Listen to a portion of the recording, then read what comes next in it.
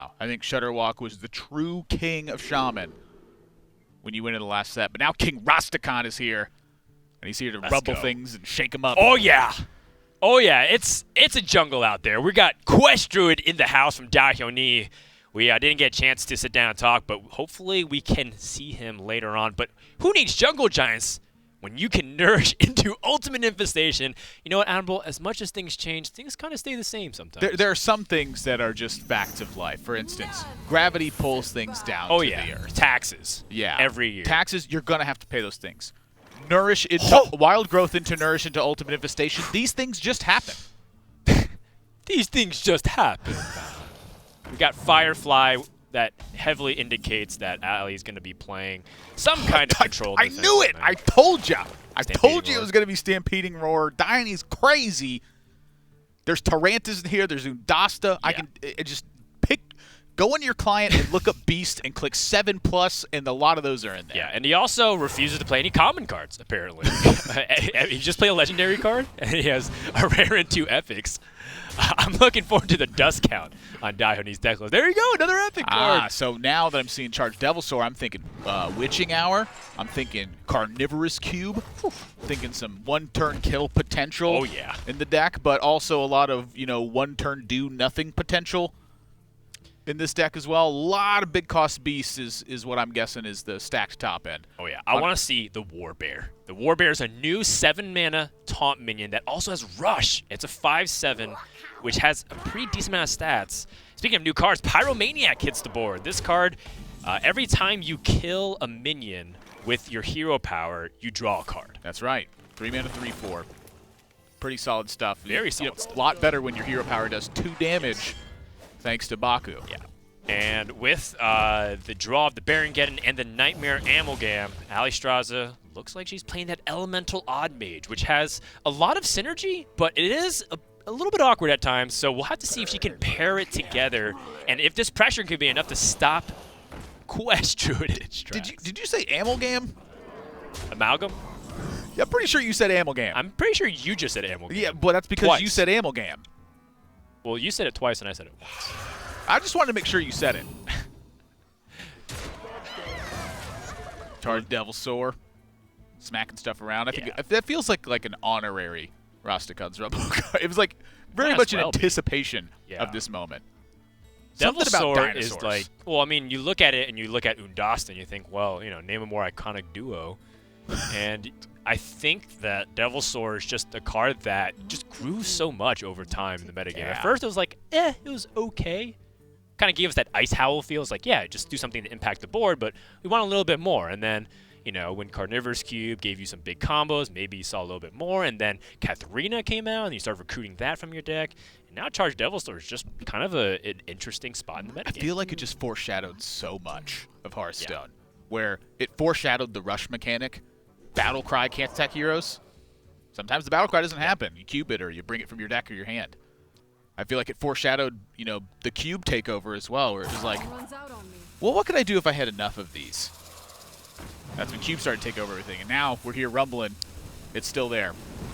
Beast Druid, it also just feels, it's got like that overall patina of a Druid card. But right now, the patina of DdaHyoNi is bloodied because he's down to 12 and really doesn't have much to do. Well, he can pretty much finish his quest. Cursed Disciple counts twice for the quest because the Death Rattle summons another 5-attack minion. And so DdaHyoNi effectively can finish the quest. Although, Alliestrasza has a new card called Blast Wave. This is a 5-mana area of effect card that deals 2 damage to all minions on the board. And if it overkills any of them, so it can be 14 minions on the board that you overkill, you get a random mage spell for each one of them. Yeah, now you're not going to get 14 random mage spells in your hand. You still do have a hand size of 10. But if it's your last card and you blew up 14 minions, you would get 10 mage spells. Right, so Alliestrasza could collect value, although here's a little bit of a problem. Black Cat is also on the board, which buffs that attack from the Blast Waves to 3, so it'd be killing off a lot of her own board too. Yeah. But she would overkill her own Flame Elemental. Would be thinking of trade in that situation. Yeah. But I think she's more interested in playing minions and attacking.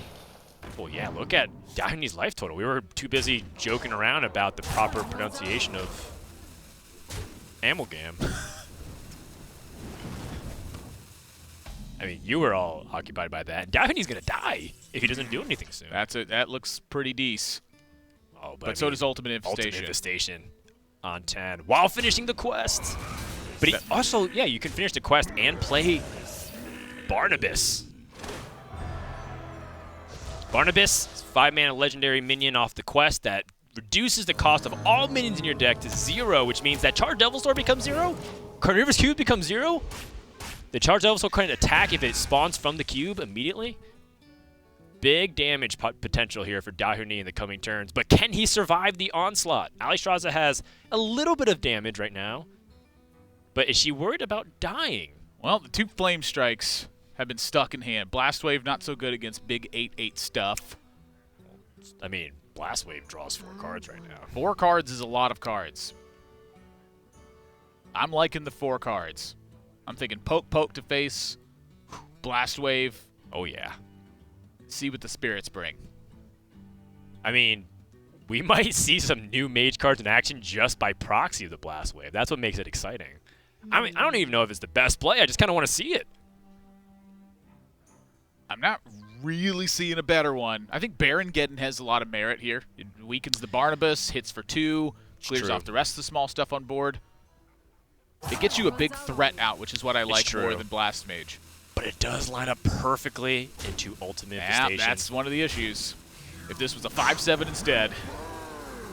But then it just wouldn't feel right. Baron Geddon, I mean, look at his top end and look at his, you know,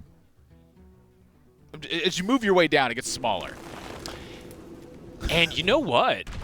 One card we haven't talked. Oh, there's the Warbear. There's a Tarantus. Whoa, another Warbear.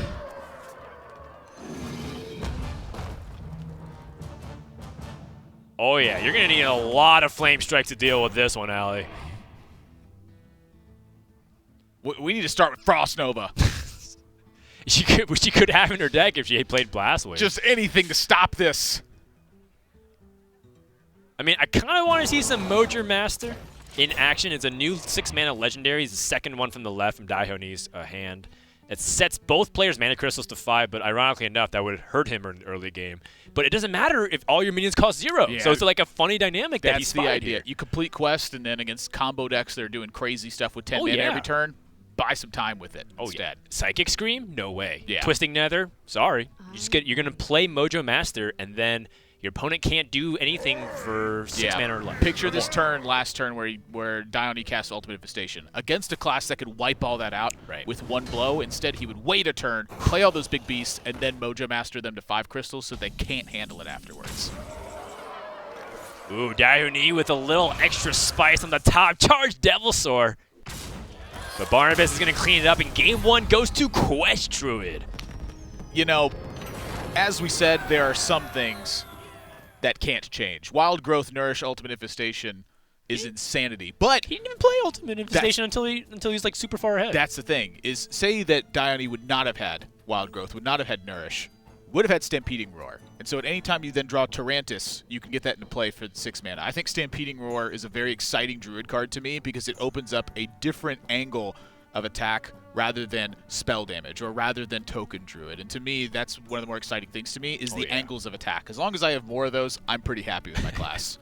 That's true, and we're not even talking about some of its other cards that still exist. Spreading Plague is a very good defensive card too. So there's all these like really good offensive options now added to Druid, mixed in with their great defensive tools with Branching Path, Spreading Plague, even Malfurion the Pestilent. The opportunities for Druid are vast, but we're gonna move on because in Conquest, when you win with a deck, that's when you are striking it off the board. And now DdaHyoNi has to win with his remaining 2 decks, and it looks like he's turned to Paladin with Shirvala the Tiger as the new legendary Loa for the class. Yeah, I love Shirvala, a 7/5 Divine Shield Rush with Lifesteal. Now, there's a kicker to that. It costs a mere 25 mana, but every time you cast a spell, it discounts Shirvala by that amount, regardless of if Shirvala is in your deck or in your hand or yet to be created by a card. It's going to cost 25 mana until you start casting spells. So the more of those you cast, the cheaper she gets. Yep. Think about the Call to Arms in hand. Think about Spike Ridge Steed and the defense it can provide. Think about a Quality Consecration and wiping out boards. As you continue to defend, Shirvala continues to develop for the attack. Oh, and Timeout. A new card that functions similarly to Ice Block. Whoa, timeout. Ice Block was a mage card. Yeah, that is correct. Okay, go on. I wanted to make a timeout joke was all. Oh, sorry. Oh man, missed that. You're on another level than I am, Admirable, and I concede that fact. You're playing checkers, I'm playing 4D chess. At least. There could be a few more dimensions to that. 2 timeouts. So timeout is an interesting twist on the Ice Block dynamic, because when you play timeout is when you become immediately immune. So say you have Uther of the Ebon Blade up, you don't take any damage whatsoever, but you do gain that lifesteal in timeout. So it's interesting to see how that ends up working with the Paladin. Yep. Immunity is interesting to me because it lets you do things with your life total if you have weapons out. Like, for instance, you could use timeout and then attack a 100 attack minion and not have anything happen to you. I think that's a really cool mechanism to it. Oh, yeah. It's just featuring a way to stay alive as you're trying to recover that board state. I can't tell you how many times with Paladin I've gone, I just need one more turn so I can Equality Consecration and then drop my card that helps me recover. Now timeout can give that to you. On Alliestrasza's side, we also see DdaHyoNi in hand, the reason that you want to play a mage deck that hero powers a lot.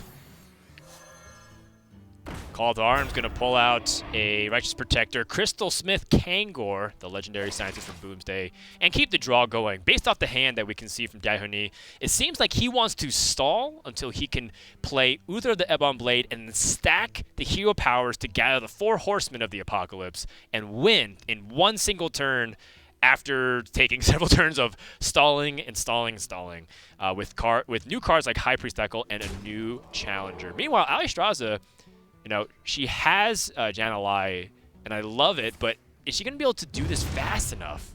I mean, she has stall cards herself.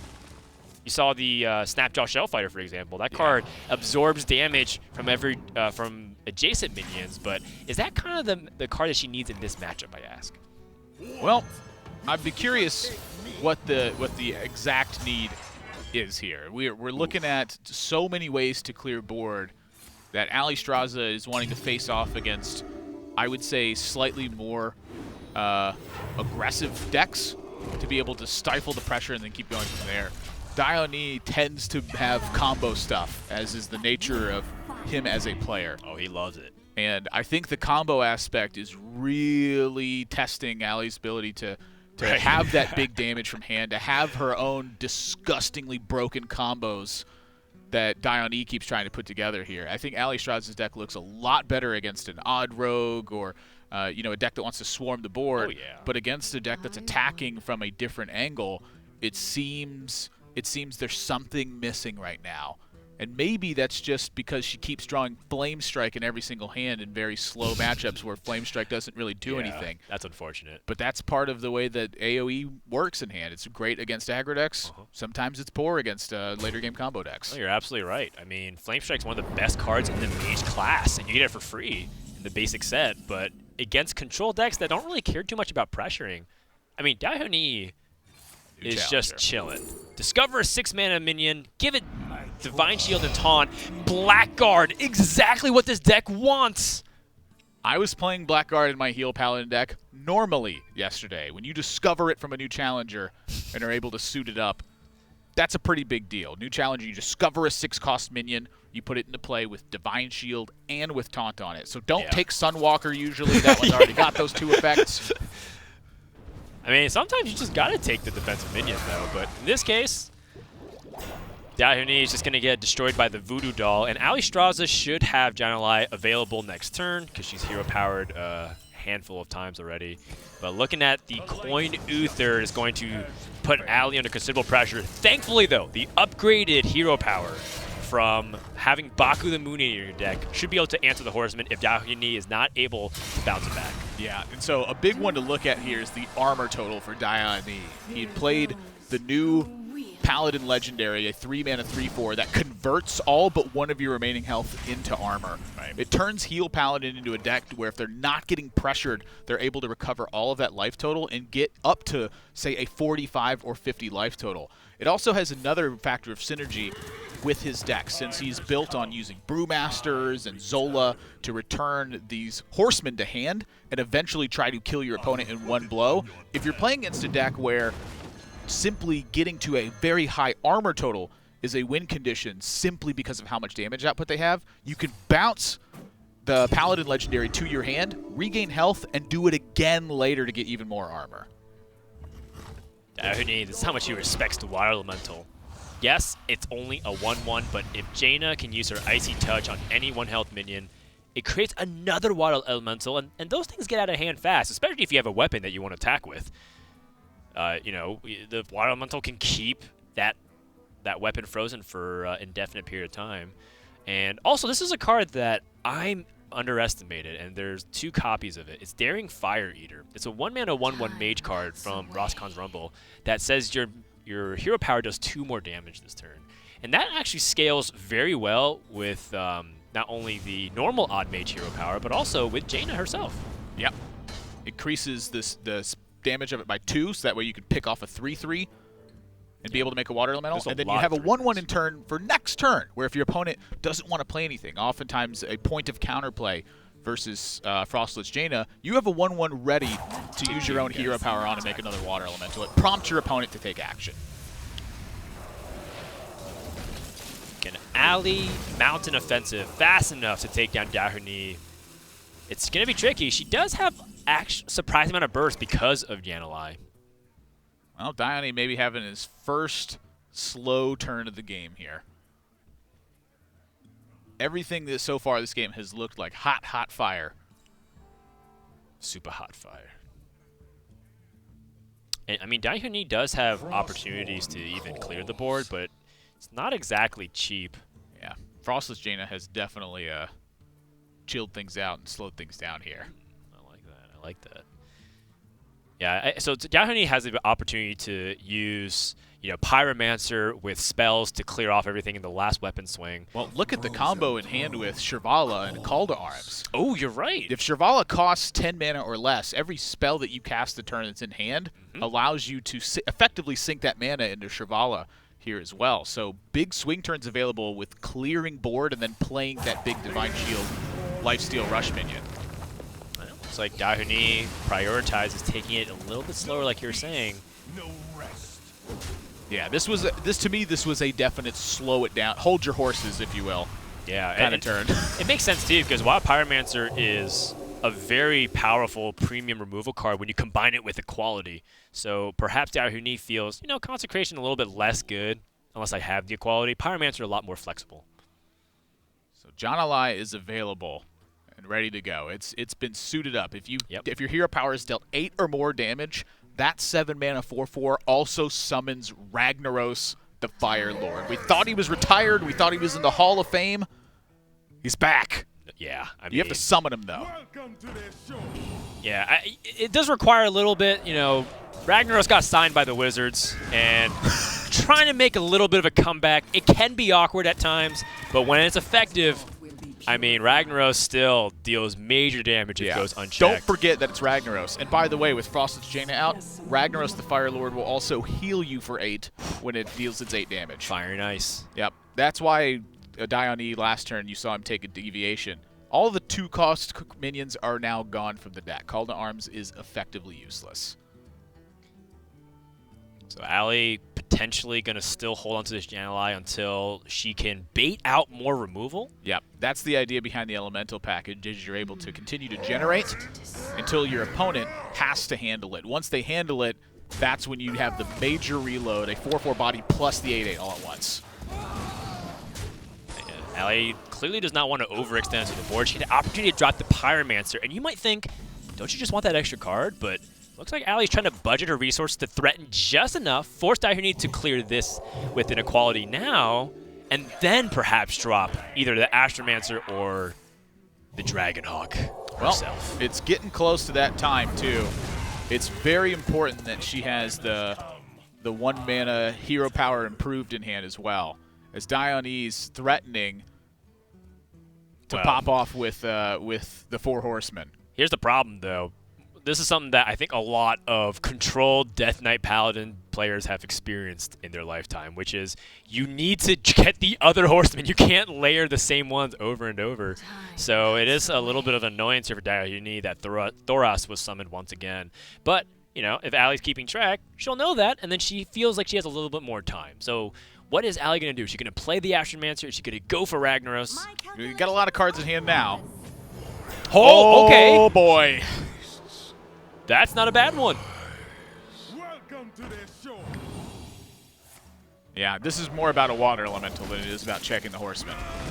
I just love that the Fire Eater summons a water elemental that freezes. Yeah. It's just That's pure elemental. It's fire and ice. That's exactly what mages do. pretty sure that's not how the elemental Another flowchart duplicate. works. Oh, yeah. Another duplicate horseman. DdaHyoNi's being slowed down a lot, Yeah. but that's what timeout's for. It's for when turns start getting crazy like this, you go, whoa, hang on a second. Yeah, gets a expensive spell out of the way. Ooh, mechanical whelp.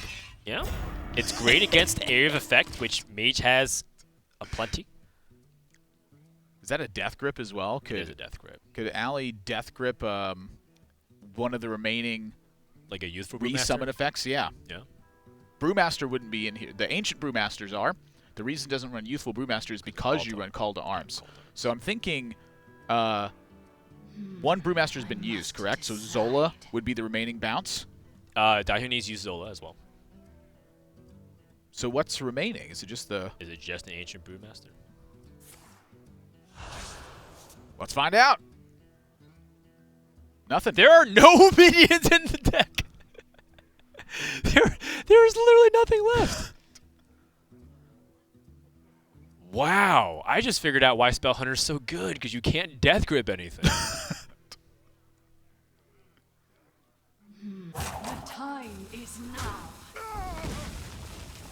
Man, Allie's deep in thought. How do I put on the most pressure? My opponent's at 43. Remember, DdaHyoNi was at 1 life at one point in time. But there is no Well- piercing effect, at least not right now in Hearthstone. Yeah, thanks to High Priest the Call. You're not exactly at 1. You are, but you aren't. Right, it's just the context of DdaHyoNi. It had gained a lot of life this game. Oh, yeah. Gained 29 life back easily. Army of the Dead, the pickup from the Death Knight card. DdaHyoNi, once again, gets the Inquisitor. This is not looking Now it's looking very scary. convenient at all, yeah. It's getting scary now. Timeout. Looking fantastic yeah. here to help clear off Lich King. Talk to the hand. Because the hand ain't talking to you. Blast Wave pickup. That is a lot of potential mage spells that can really mess with DdaHyoNi. I mean, one of the things that can really mess it up is a secret, like Explosive Runes. You play a Horseman from your hand, guess what? It dies. And all of a sudden your combo got messed up. Yeah, that is one of the ways that you can't get around that. Running into hand space issues, though. This is kind of an awkward thing. Amalgam. I'm almost out of cards. There's a DdaHyoNi. quality. Hey, that's a different one. That is a different one. So now the opportunity is there. He's got to summon the 4th and final one. Right. And he still has 1 Equality Consecration to buy another turn after that. And then he has life to work with in case. And Allie knows there's 3 in hand now. It's Yep. fading that chance. That's So- going to be the difference. She needs that secret right here, right now. 3 in the hand plus the last hero power means guaranteed victory for DdaHyoNi next turn. Can she stop it? I mean, she Can you potentially attack? could. You got the 1 spell power, so you're overkilling 2 of your own minions as well. So Yes. you could trade off Shirvala. But do you have board space for that? You could if you. Well, no. Firefly adds another minion. It's the number of cards in hand that I think is part of the issue here. Right, she has a full hand. She would only get 1 spell from the Blast Wave. And based off the trades, it seems like she's not favoring it. Astromancer potentially? No. I don't even know if there's a 9-mana minion that could have stopped it. Well, it comes down to the hero power. Does the hero power summon the 4th one? If not, another turn. Ooh. And There you go. That's how you get around it. yeah. That's going to be the game in the books. DdaHyoNi, Experienced Paladin player. 30th card, and a double timeout, putting the rest of the Hearthstone community on notice that perhaps Death Knight Control OTK Paladin featuring Shirvala the Tiger When you don't have to deal much damage, heal works a lot better. Heal and heal and heal until it's too late. It's like a true raid boss. If you don't kill it in time, the enrage timer hits. I guess so. It's just basically one giant game of stress nonstop. Yeah. You're like, I have to kill it, and then now you give it the ability to be immune until the next turn. Now, granted, those things that we were talking about were very small corner cases of whether or not Allie could have disrupted the combo of some sort. Very long shot. I mean, that is also why some new legendary minions that came into the game exist for that reason. You look at Mojo Master, for example. If you set DdaHyoNi's crystals to 5, he only has 6 next turn. He has to wait 2 more turns.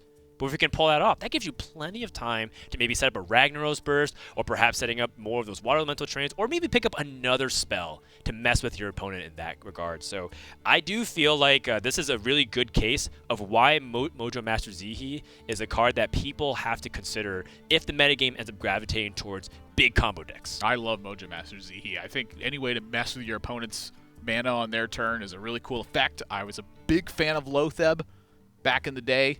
It's back in a different style of form, and anytime I can mess with my opponent's turn in a way that they can't expect or anticipate, that's one of my favorite cards. Oh, yeah. And I love just the fact that it's symmetrical, so it kind of makes you hesitant on whether or not you want to play. Like, remember how DdaHyoNi's like, well, you know, the only real minion of substance that I have is like Mojo Master and nothing else, and I don't want to set my own mana crystals out. So you have to time it correctly.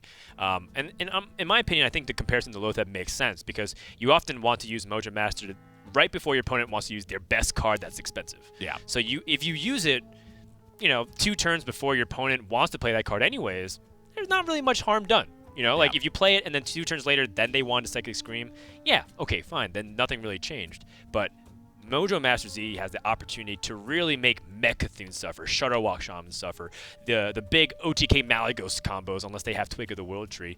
So really, I want to encourage you guys to explore some of these cards that have a lot of opportunity for disruption, because that is something that is near and dear to my heart. That's the factor of the game that you need to consider the most, is how do you disrupt your opponent and stop them from doing the broken things that you're trying to do. That's right. So coming up next, we have DdaHyoNi with his last remaining deck. Now, if he wins this with a Hunter, he is done and he wins 3-0. But Alliestrasza could potentially have a strategy that targets that.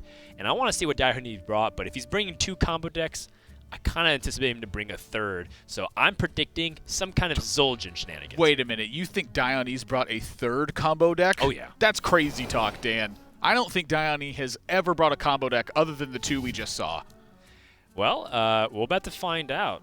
Let's go into game number 3 in just a second here. Can Allie make the comeback? I am shocked that he's playing a 3rd combo deck featuring Dire Frenzy.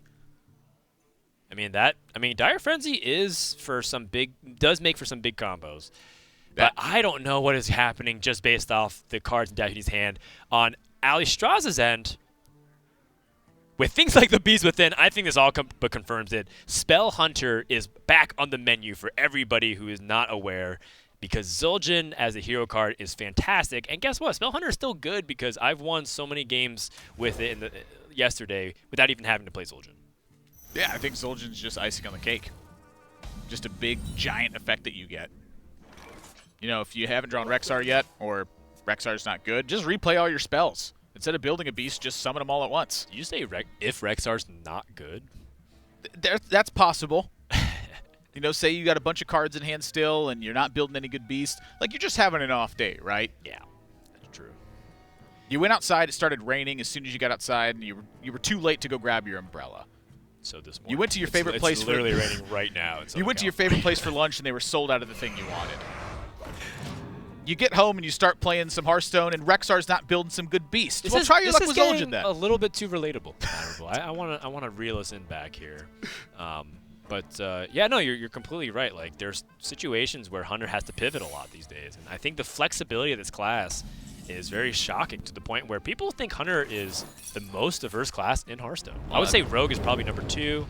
Druid maybe tied for number 2 as well, but Hunter has so many ways you can play. You can play aggressive, you can play mid-range, combo, slow fatigue. You can even do weird jank. That's what people wanted. Back in the day with Hunter, we'd play a minion and we'd hero power him, and then we'd play a minion and we'd hero power him, and then eventually we'd charge. Sometimes you take what you can get. Oh, no. He's not crazy. He's not you. You would have put the read on him and just attacked there. 7 in the face is worth 2 in the bush. That's what my grandpa used to always say.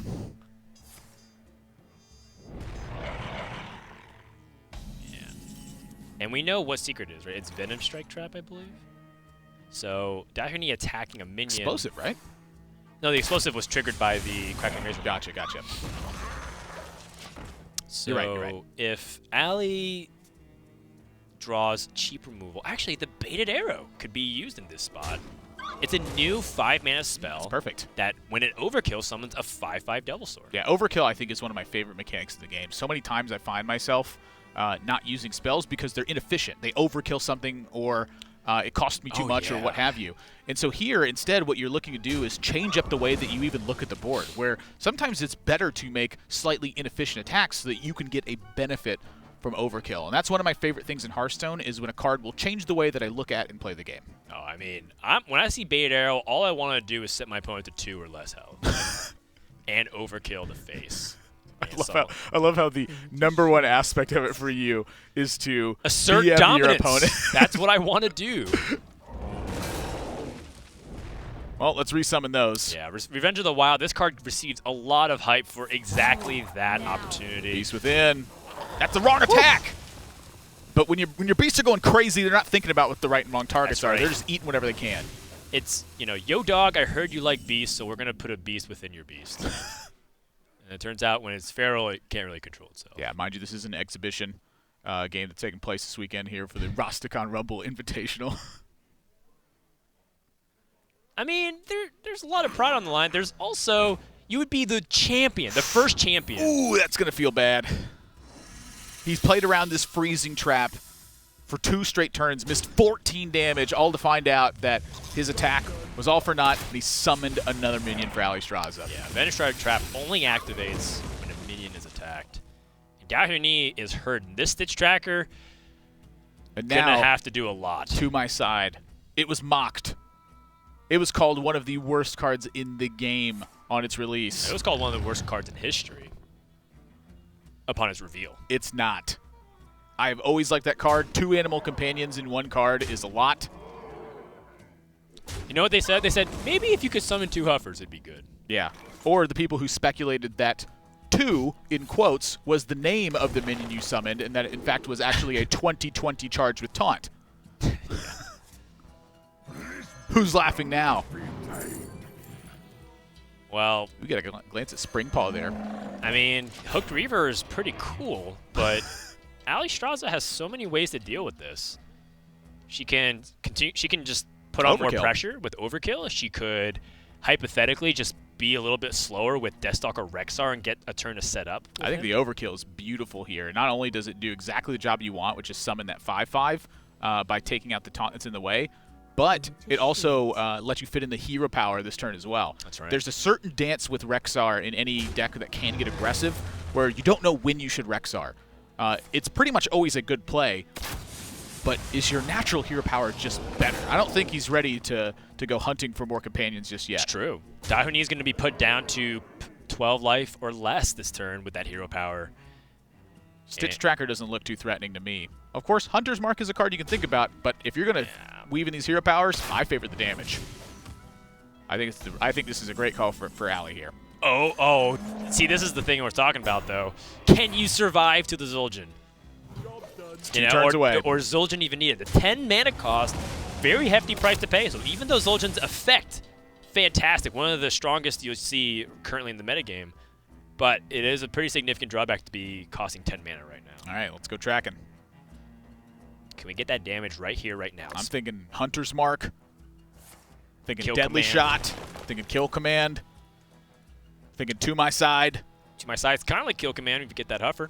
It's kind of a little better because it summons 2 animal companions for 1 card. I don't know if I stressed that enough earlier.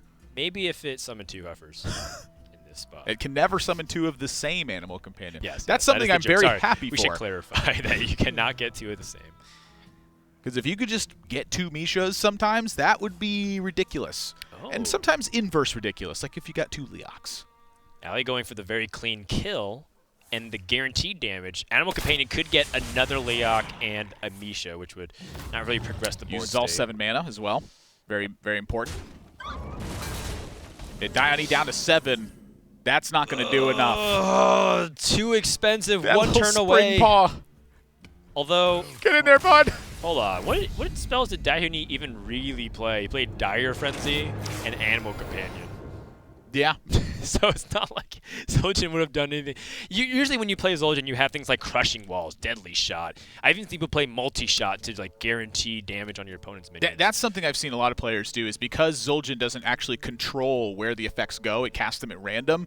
If you have Flanking Strike and Arcane Shots and Explosive Shots, that can hit your own minions in that instance. But I don't think that should sway you from being afraid to use those cards. Yep. I don't know if you recall Yogg-Saron or not, but it also targeted randomly, and it was an extremely powerful effect when you were casting AoE spells. The hope is that the AoE spells happen, and then you summon your minions. Then your opponent's pretty much dead in that scenario. I don't think you play multi-shot. I think multi-shot's weak. However, I can see putting it in there. There are a lot of spellstones getting played. There's a lot of opportunities where your opponent, they're going to be playing some pirate stuff and you can pick some things off. But I think for the most part, you still should play all of the good hunter spells like Flanking Strike, etc. I can see some merit to it. Let's say the odd rogues are done losing with whatever variant of rogues they're playing. And they say, you know what, I'm just going to play Vicious Fledgling. And I'm going to play Hench Clan Thug. Multi-shot can come really clutch in those turns where if you have a candle shot, you can pretty much pick apart any board that they have early on. So if you guys are playing multi-shot, especially because it's one of the free basic cards you get for Hunter, don't feel too bad about it. What I think I'm it's saying actually a is solid you card. do not replace the good Hunter cards. That's true. I think it's a good... If you have access to the good Hunter cards, you should be using those as well. Don't be afraid to use them because Zul'jin can backfire. Sometimes things backfiring is this, well, that's part of Hearthstone. I mean, we just came out of the Boomsday Project as well, so... Sometimes things backfire. Nice. I like this narrative you're weaving throughout the years. We messed up a lot last expansion, so let's do it right this time. Odd Warrior coming in hot. Ooh, is it just an Odd Warrior, or is it an Amalgam Warrior? I'm seeing a Dragon Roaster, or a Crowd Roaster. Crowd Roaster is 7 mana. Is it 7/4? 7/4. It's a 7 mana, 7/4 Dragon Epic. Battle Cry. If you're holding a dragon, deal 7 damage to a minion. If you're holding an Amalgam, deal 7 damage. Ooh, I like that one a lot too. It's a new card. 5 mana, 3/6 Dragon.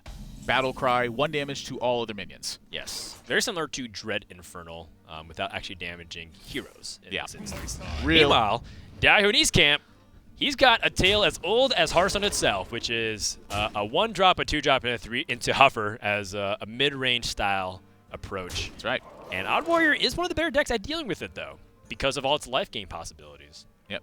Tale as old as time. Yep. Now... Barely even trade. Always go for face. Yeah. Hunter plays the beasts. Allie has the opportunity to discover with Omega Assembly this turn. I don't know exactly what mech she might be looking for, but if she can combine it with Ziliax, that'd be a fantastic play for the following turn. I'm thinking something like a Bronze Gatekeeper could be good in this spot. You could magnetic it onto the Nightmare Amalgam, as Dan keeps calling it, instead of Amalgam, which is definitely the correct pronunciation. Look, I'm just saying what you said. That's because you said it. I'm saying what you said because you said it. And now you're saying what I said because I said what you said. Ditto. Just want to point that out. But yeah, I would have loved to see the Bronze Gatekeeper that turn. I think it would have been fantastic. But either way, I think Allie's still in a fantastic spot with this one. Lots of high impact minions that are going to play good defense. Dynomatic is fantastic to deal with a lot of these beast boards. To my side. Misha, probably not the one that DdaHyoNi wanted, and I think he's contemplating if he wants to coin out this Crackling Razor Maw for a little bit extra pressure, but turn 5 is when things get really difficult to evaluate, because the Warrior can have so many options to remove anything that you do. Yeah, I would think that the coin for the Crackling Razor Maw here, that could be a bit much, and what I'm thinking is I'm looking at Tracking in hand, and I'm looking at Zul'jin in hand, and I was looking at 5 mana next turn with Stitch Tracker. Ooh. And this Crackling Razor Maw. And while Wind Fury is fantastic... Oh. This could be trouble. Well, there's no Reckless Flurry. That is something that you're also considering. So, like, Reckless Flurry is the worst case scenario because it clears the board.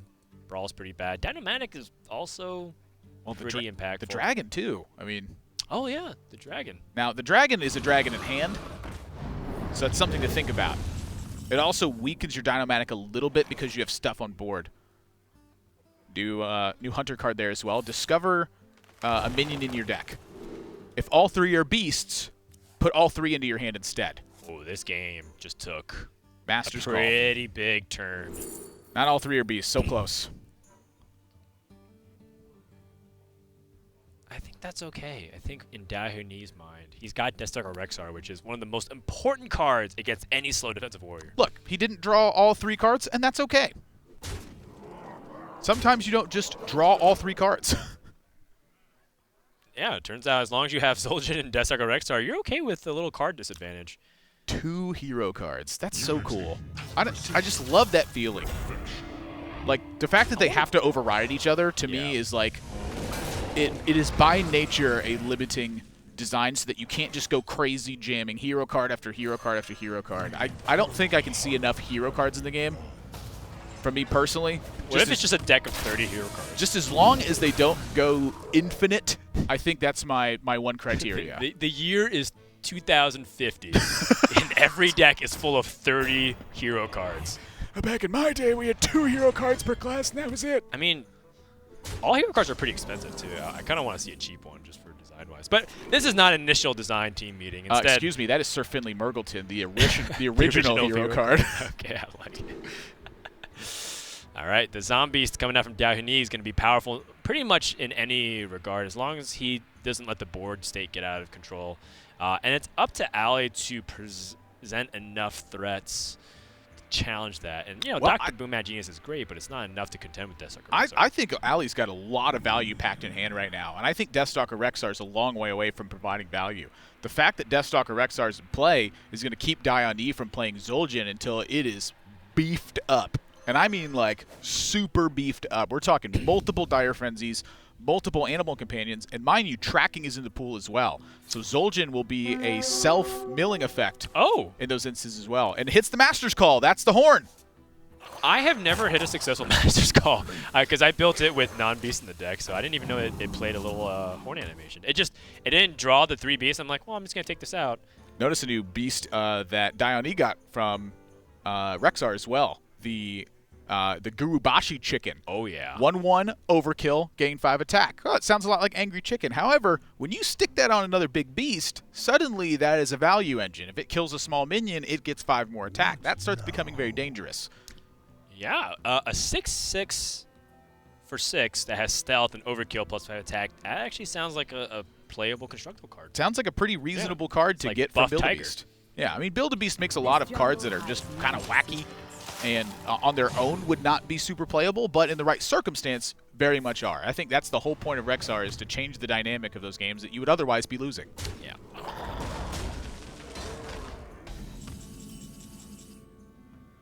Deadly Shot going to be a little bit awkward here. I want to talk about Jeweled Macaw for a second. Can we acknowledge the fact that Blizzard made all the lowest beast, and Jeweled Macaw now received like a pretty substantial buff to its beast pool that it can pull from? Good. Yeah, I was getting Akali the Rhino. I was getting, you know, Grawl the Shark, and I was doing some ridiculous combos with some of these lows, and I just didn't expect it because I was just playing Quest Hunter myself, jamming the Jeweled Macaw. It's a Jeweled Macaw. Do you know how rare those things are? I can't remember the last time I saw a Jeweled Macaw IRL. If you're doing it's a very subtle meme that you're doing right now, and I just can't put my finger on it. I'm sorry. I wish TJ was here. He'd be able to interpret admirableism. Allie has a plethora of dragons at her disposal. I'm loving the Ember scaled dragon. 5 mana, 5/5. If you're holding onto a dragon, gain 5 armor. So all that time you spend building up to a substantial hand in these dragon decks, you get development and you get some of that armor refunded back, because that's one of the big things about warriors. As you're playing these big minions that sometimes don't affect the board, you need a little bit of extra life in order to sustain through it. The card can also generate tempo on a turn 6 play, playing it, gaining the 5 armor, and then using Shield Slam immediately. Cards like that are very key in many warrior decks, and I think this was a fantastic addition to the dragon package. Allie gonna play the Dr. Boom hero card. Yep. She ends up hero powering because she wasn't sure if the 2 mana hero power that she got would be one she wanted to use immediately. And I can totally understand that. Dire Frenzy with Zombeasts. with Zul'jin? Okay, I can kind of see it. Yeah. Tracking, discard your deck, but you're going to Dire Frenzy things back into it. This is some pretty crafty stuff here from DdaHyoNi. This is a very DdaHyoNi deck. Yeah, this is, like, I know Death Star was, like, doing something like this, but DdaHyoNi took it to the next level with Zul'jin and tracking and Dire Frenzy. Yeah, Death Star is a streamer who loves to play, like, Hunter almost exclusively. Even when Hunter was, like, the worst team in the league. Like, you would look up and you're like, Hunter's got a 0-43 record this season. Death Star's out there repping Hunter, and he's playing the top 25. This definitely looks like the kind of nonsense he would do. DdaHyoNi, you know, very much Korean Death Star, where this Hunter game is concerned.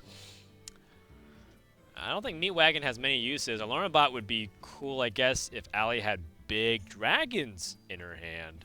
But Pilot Reaper seems to be the best overall statted minion. Yeah, it's just stuff. Stuff to do seems fine right now. I think this game is we're at that awkward dance where nobody wants to make the first move. The dance floor is empty and people are crowding around, but eventually it's going to get roasted a bit. I guess. Okay then. Yeah. Oh, I love that music. Well, Dr. Boom also very nicely sums up so many of my ladder feelings when he's like, oh, okay then. I'm like, yep, this is how I feel right now. Dire Frenzy. On an overkilled Gubarashi chicken that's combined with Stranglethorn Tiger. Did you say Gubarashi? Isn't that what it is? Gurubashi. Oh, isn't that what I said? Amalgam, Gubarashi. Why are you just saying things wrong all the time? Yeah, that's because you're saying them wrong. I'm freaking out. Zombies for the road. 14 attack. Can we go deeper? You don't mess with chickens, all right? They're striking back. That's right, the rise of the chickens. Little spoiler for the next expansion set, rotation. Revenge, Hearthstone, Revenge of the Chickens. It's a chicken set. It's like this one giant agenda by PETA. Sponsored. Wow. That's actually not happening. I think some people, like, because it's a broadcast, they'll be like, no, you promised us Revenge of the Chickens. And that's where Peter Whaling cosplays the entire expansion. All right. I just want to see a polymorph reprint that turns into a chicken in that set. Allie can deal with this chicken fairly easily. There's dragons. Yeah. There's the Dynamatic. Well, doesn't guarantee. She's also got one of the new Dragon Warrior cards in hand. It's a 3-mana 3/2 that says if you're holding onto a dragon, destroy a damaged minion. So it's tempo and it's an execute all at the same time. You know, since execute way back in the day got moved up to 2 mana from 1 mana, Odd Warrior just doesn't have that effect unless you have dragons now.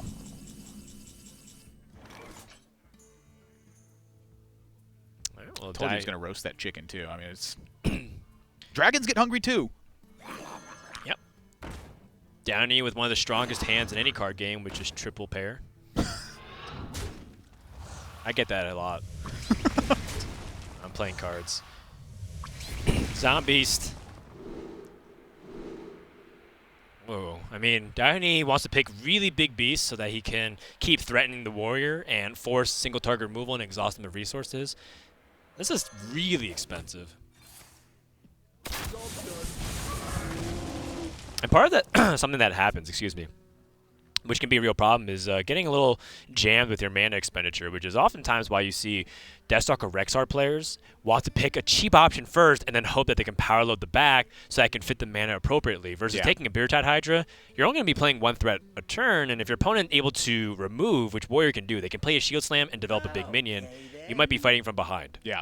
A big thing to think about with Build-A-Beast is that if you already have a good play, you probably don't need to build a beast. It's when you're lacking on substantial plays, that's when building a beast really comes into effect. And when you're lacking on substantial plays, what that means is you tend to favor cheaper options. That way you can create a substantial play instead. Usually one thing won't get you out of the hole, but maybe a couple small things will. Yeah, or perhaps some chickens. Zombeast again. Not the best choices. I told you, when you're having a bad day, just get Zul'jin in there. Let him fix things. This Build-A-Beast is not going well.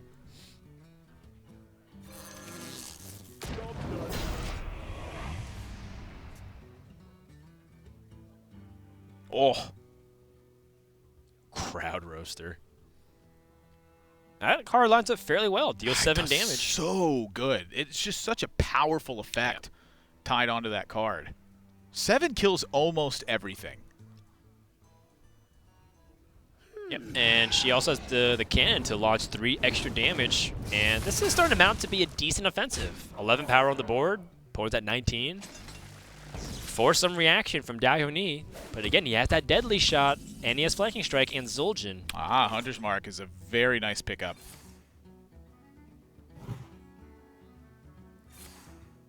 And I imagine the deadly shot has got to get ripped pretty soon. Take our lone remaining chicken in the deck. All right, if Stitch Tracker said put a 6/6 Gurubashi chicken with stealth with overkill +5 in your hand, would you put that? I'd probably play with it. Yeah. Just to see how just like the one value card. That'd be enough for me. Well, I mean, that's also another thing that might make DdaHyoNi hesitate. He's like, do I want to play more spells even? Because we saw that he only has 1 minion in his deck, and he still has a decent amount remaining before he hits fatigue. So he's like, maybe I can just play more spells and get more value off Zul'jin. Meanwhile, I don't want to, ditch my Deathstalker Rex or Zombies hero power. Yeah, I mean, as long as you're holding your own, I think that's one of the reasons he's been taking big beasts. Is he's been, weaving in spells to take care of the board and getting a lot of big value in hand. So that once Zul'jin comes down, he can just slam big thing after big thing after big thing because it's going to be clear skies once the Zul'jin comes down. That's gonna destroy pretty much the entirety of the board. Wow, Allie favoring that 1 life over an extra 1/1 minion. You can see that she's really trying to plan out the long stage of the game. Headhunter's Hatchet, a new 2-mana weapon for the Hunter class that gains a durability if you're controlling a beast. And I imagine that DdaHyoNi is using it just for early game board control, just because it seems like he is very much a late game oriented deck. Just need some cheap weapons sometimes. Start picking away at the board. Yeah, sometimes Stormforge Axe helps. Especially when it doesn't overload you. Well, these days I kind of like that the that's axe true. overloads Yep. you. And this lifesteal is fairly clutch because DdaHyoNi is hoping that it can double dip, restore 8 life. Yeah, I'm thinking that was a necessary and vital option at this stage, but this is where those smolders can start doing some work, add some pressure to the board, take out opposing minions, keep punching away.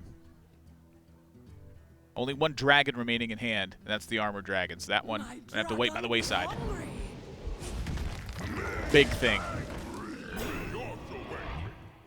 By the way, if you're playing against a Hunter deck that keeps playing a lot of spells, be aware of Crushing Walls. Right now, it's a card that's showing up. You are so right. Oh my gosh. Just be aware of it. Beyond devastating if that was the case. It's kind of rarely going to happen, but the time it does, you're going to remember it, and it's not going to feel so good. Oh! Bullseye.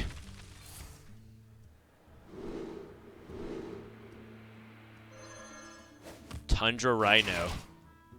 No stealth option, but still going to be very threatening in its own right. And now, Allie has an opportunity to pressure to potentially win in a couple turns. Beating down the door. Shield Slam pickup. I'm thinking Zul'jin is going to have to probably happen very soon. Yeah, and I'm also thinking the Ember Dragon can also just come down. You don't need that extra 5 armor. I think you just want to pressure your opponent right now. I'm curious if Alliestrasza is considering Zul'jin right now. I mean, I imagine that's like the #1 card she's thinking about. That's true. But then what do you even do? Nothing sometimes. Shield Slam attack. Threatens enough. It's true. You still have a 2-turn lethal setup. DdaHyoNi's got he's got flanking strikes, he's got Hunter's Marks, deadly shots, dire frenzy, all sorts of stuff in there where you might be able to make a progress. You can also just use your life total, save the shield slams to make higher impact when you need to redevelop. Ember Scale Drake comes down too. Max pressure is probably what I tend to favor. And to me, it looks pretty darn good. DdaHyoNi's down to 6, and it's Zul'jin time. Here we go. 2 deadly shots and flanking strikes. Baited arrow. The way that Zul'jin enters is so cool to me. He just like jumps out from the side. And you're like, go!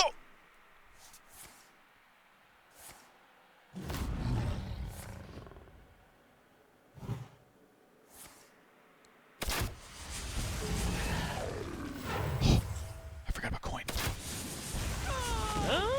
I mean, there's still 9 damage on the board. This is still scary. Still has a bait arrow. Oh! So much wasted potential. No, it happens. But that's why you got to invest things like Crushing Walls in that deck. But that's a Spell Hunter deck. And also, Allie does not have the way to win right now.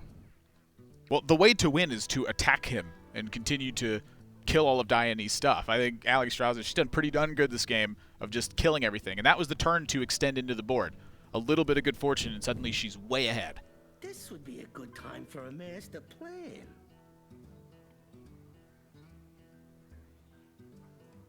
I think you're using some more of your life total here, perhaps. DdaHyoNi's clearly struggled to play multiple things in one turn. We were kind of joking around this entire broadcast, but I think the tone just got really serious for a second because we realized that there's like a lot of tension on this.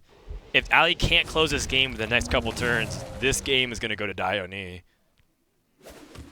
But DdaHyoNi doesn't have any way to deal with the board right now, right? Well, I think Alliestrasza is winning fairly handedly at this point. I think that even in a fatigue scenario that she could still win this. Plenty of cards left. DdaHyoNi's running thin. She's got 2 Dynamatics, a Reckless Flurry, a Brawl, and a Shield Slam. That's right. Plus a big draw every turn. Dragon Warrior doesn't typically draw super weak. And this is exactly what we're talking about. DdaHyoNi's hand's just too expensive. Can't play multiple threats.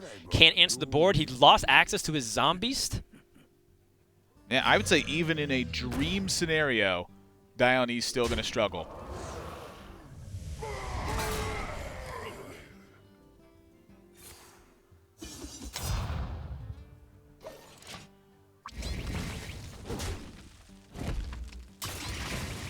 One single damage.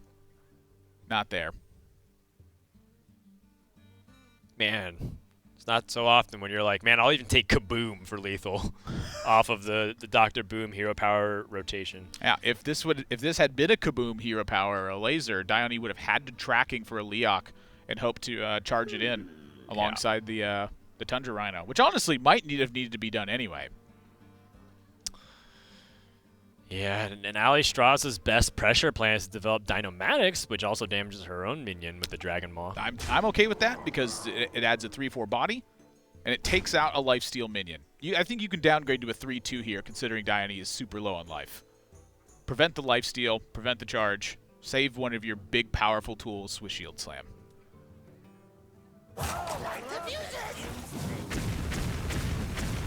Wow, she's going one step further. She wants a 3/4 instead of a 3/2. 3/2 gets picked off by the Hero Power. True that. The Zul'jin's Hero Power, it changes Steady Shot or whatever Hero Power you have at the time into 2 damage to anything. I'm gonna need more cards. Sorry, true. that's just It's true. That's just really funny. I mean, he's played a lot of them, He's not but wrong. You know, Zul'jin, you played him kind of sloppily. You're blowing up your own stuff instead of the opponent's stuff. Yeah. You did this to yourself, Zul'jin. It's true.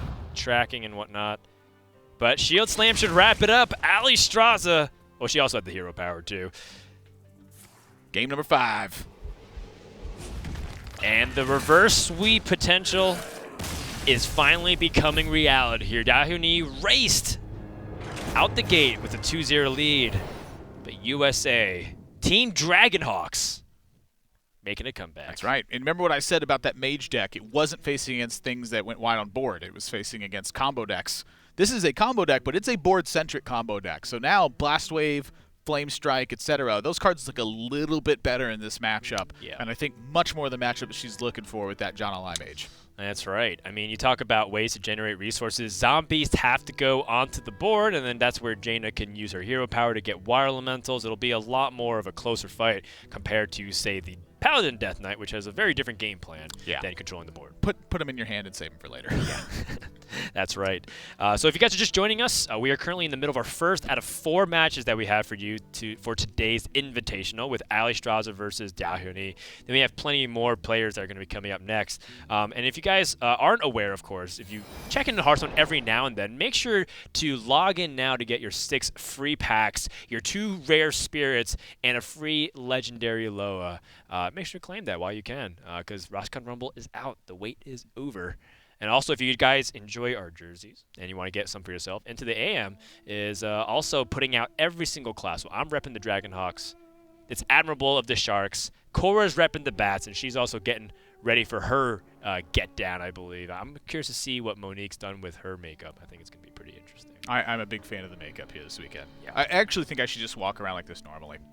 Yeah, I think it's every day. a strict upgrade, Yeah. if you ask me. Well, for me, definitely. Yeah. I like that the claws appear above the beard. Like, the claws are supposed to be kind of like here by the jaw, because the idea is that it's an extension of your teeth.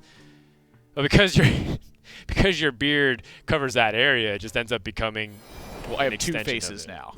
Yeah. Yeah. Yeah. It's double the bite. Well, your teeth are on your nose, which is what makes it so funny to me. But let's go into the last game of the series. Odd Control Mage up against Dire Frenzy Control Hunter. I don't know if it's Control Mage. It definitely can control, but it feels just kind of like a mid-range thing. Middle of the pack mage. Some middling stuff. Something about Alliestrasza's deck and Flame Strike on turn 1 in the hand. That remember I said some things just never change? That's another one of those rules. No, you're completely right. You know what I said about the rules? Jaina and in the hand for mage. It's another one of those rules. Yeah, Jaina in the hand already kind of forms Allie's game plan fairly straightforward. Remember what I said about the rules with Baku? How does it happen 3 times in a row like that? The game's it just understands me so well. It knows what I want to talk about. And notice how well the hero power matches up for Alliestrasza now that it's upgraded with Baku and does 2 damage. DdaHyoNi just can't even play Crackling Razor Maw on turn 2. That's one of the most aggressive plays in the deck, is to just get a 3-2 down and start attacking. Can't even do that. Time runs out on me. Ooh, Coin Tar Creeper. Fairly aggressive play. And you know, I always feel like when I have the coin, I have Frosty Shane, and it's not a matchup that rushes me down. Do I want to use the coin early on, or do I want to save it for later to activate this Death Knight? To my side.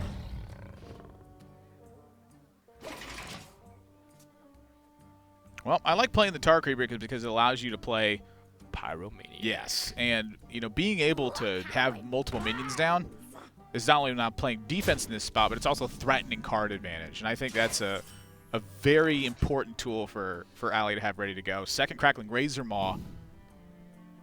Dire Frenzy as well, or Flanking Strike. DdaHyoNi's got a wealth of options, and I'd be curious to see which direction he's going to go. Yeah, I like the Crackling Razor Maw. I don't think Dire Frenzy is very good on Leok. It's much more impactful on Misha and Huffer. But perhaps DdaHyoNi might think of a different alternative line. Maybe he feels like this way to win is just to value his immediate tempo. Thinking the Flanking Strike, it puts a thing on the board, it keeps the thing on the board. Now, double Crackling Razor Maw does seem very appealing, but it's not guaranteed to kill the Tar Creeper at that point. And I think right now, without the guarantee, DdaHyoNi falls into trouble. That's fair. So take the guarantee. Figured out from there. Alliestrasza offered a card draw, which I'm certain she will take. Yeah. And most likely won't be able to play anything because all her cards are odd costed, so this is going to be a setup turn for DdaHyoNi. Thinking Firefly. Oh yeah, Fireflies. There's not much though.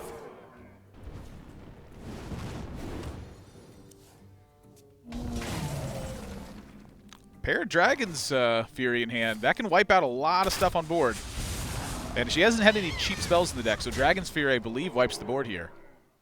Yeah, we know Blast Wave's in the deck, Flame Strikes are in the deck. I don't think Deck of Wonders is in the deck, or Luna's Pocket Galaxy. So that should be the mix of spells in Odd Mage right now. Boop. And DdaHyoNi, wow, he looks pretty intense here. This is Well, this serious. is not necessarily the greatest hand when your opponent has not been under pressure early on. You know, Jaina is a very scary card if you're not actually pressuring your opponent. And it's time to get busy with these weapons. There's plenty of charges in hand.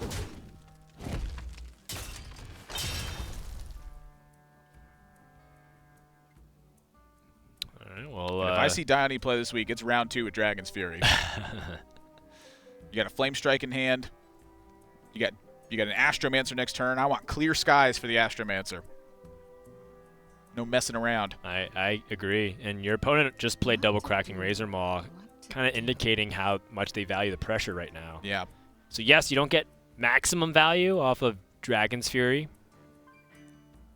It's 2 cards for 1 only card. a 2 for 1. 2 cards for 1 card, and your opponent's clearly struggling for pressure. They didn't play 2 Animal Companions. They played 2 Crackling Razor Maws. Yes.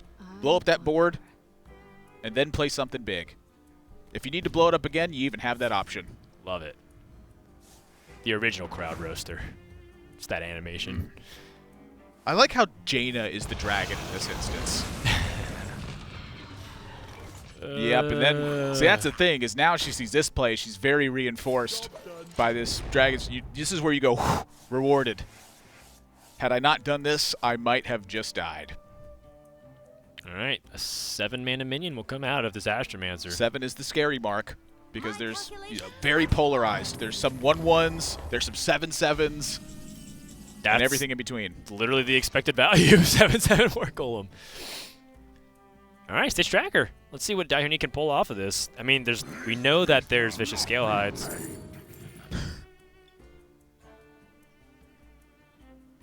He's got the Deadly Shot, the Headhunter's Hatchet. Yeah, it's looking like a pretty sad attack. Oh! Is he going face?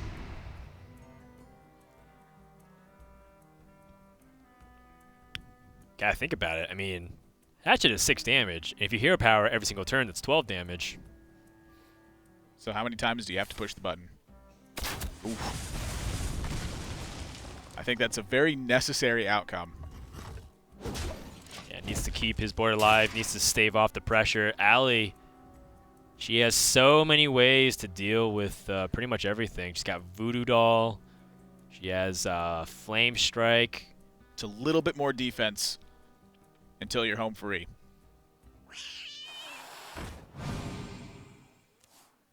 It's very important to be cranking out hero powers at this stage, though, because after you play Jaina, you want to play Jan'alai, summon Ragnaros, and have the 8 damage shot heal you for 8 as well. You got to deal 8 damage for that to work. That's 4 hero powers. Is it 10 damage or 8 damage? I got to look that up real quick. Something in my head telling me it's 10, and then I'm wrong. I wonder, kind of wonder what's on Allie's mind here, because I thought the Voodoo Doll was almost a foregone conclusion, but she's hesitating. What do you think is on her mind? That's a great question. I think she's just kind of checking over everything and going from there. But so the concern in this instance is Blaze Caller. This is an elemental chain, yeah. So the However, Animal Game sets up the Blaze Caller for the following turn. I am curious about that because I'm slamming Jaina pretty much every single time in that spot. You know, it's Frostlich Jaina. 9 mana equals 9. I think the math checks out. Scale Hide's going to come down. The question is, did DdaHyoNi sacrifice any damage? And he does. Just gets rid of the 5/1. Can't blame him, but that's 2 damage less to the face.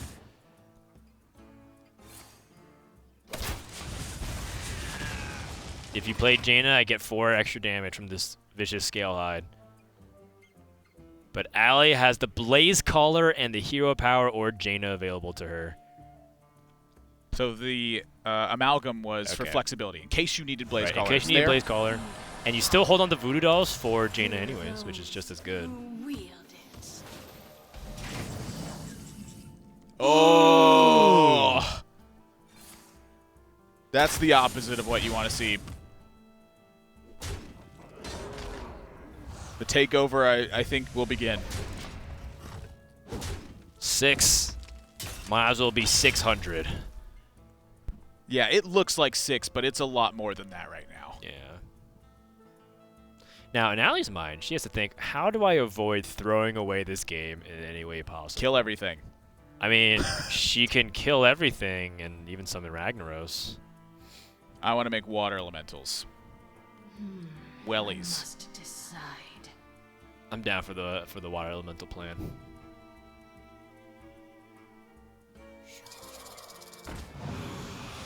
All right, DdaHyoNi's going to hold out for Deathstalker Rexar or for Zul'jin. And, you know, DdaHyoNi's at 30 life, so this is still going to take a few turns before Alliestrasza can really start threatening the Hunter. Ooh. Aww.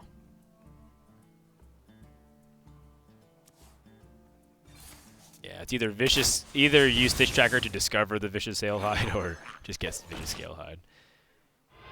And Allie's Bonfire Elemental now has also big health gain, too. The life has been fully recovered at this point. So now for DdaHyoNi, it's about drawing one of the super powerful end of the game cards. Oh, Blaze Caller plus the the Daring Fire Eater. Yeah, the buff on the is that the name of that card?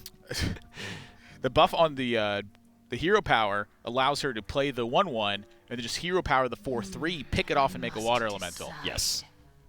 It all fits perfectly. I mean, you can also play Ragnaros, too. With that. You don't even have to worry about Blaze Caller. I kind of like the Ragnaros plan. It pushes it the clock a turn ahead, I believe. Blaze Caller's just as good. It's still 6 attack on the board. How much damage is this the following turn? That's the curiosity to me. So 11, 12, 13, 14, 15. She'll have 16 on board next turn. So the reason for this would be that she wants to have the Ragnaros set up lethal with a single trade. Yeah, that's fair. So that's what the count was.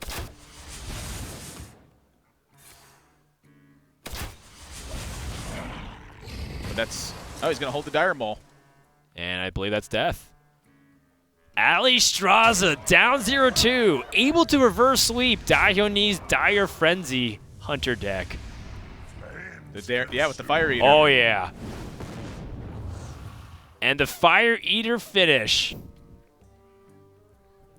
Welcome to the show. Well played. That's going to wrap up the first series. And USA defeats South Korea. Alliestrasza, the Dragonhawk, defeats